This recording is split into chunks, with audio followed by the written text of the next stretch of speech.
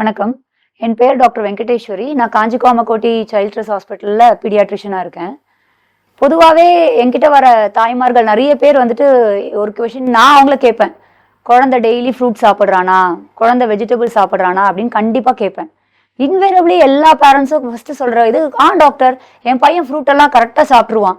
நான் உடனே கேட்பேன், என்ன ஃப்ரூட் சாப்பிட்றான்? இல்லை டாக்டர், நாங்கள் ஜூஸாக பண்ணி கொடுத்துருவோம் அப்படின்னு சொல்லுவாங்க.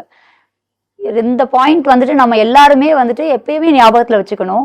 ஒரு ஃப்ரூட்டை ஹோல் ஃப்ரூட்டாக சாப்பிட்றது தான் இஸ் மோர் ஹெல்த்தி. ஸோ நம்ம குழந்தைகளை ஃப்ரூட் ஜூஸாக குடிக்கிறத டிஸ்கரேஜ் பண்ணணும்.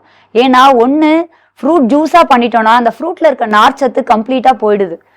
நார்ச்சத்து போகிறது மட்டும் இல்லை, அதோட நம்ம தண்ணி கலந்து கொடுக்கும் போது சுகர் போட்டு கொடுப்போம். ஸோ குழந்தை எப்பயுமே ஒரு சுகர் கண்டெய்னிங் திங்கை குடிச்சே பழகிடுவாங்க. ரெகுலரான நம்ம ஃப்ரூட்டை சாப்பிட்றான்னா குழந்தை சாப்பிட மாட்டான். ஸோ எப்பயுமே அந்தந்த சீசனுக்கு எந்த ஃப்ரூட் நம்ம நாட்டில் நம்ம ஊரில் விளையுதோ அந்த ஃப்ரூட்டை குழந்தைக்கு உரிச்சு கடிச்சு சாப்பிட்றதுக்கு நம்ம எப்பயுமே பழக்கணும். So always remember, please give children fruits and not fruit juices.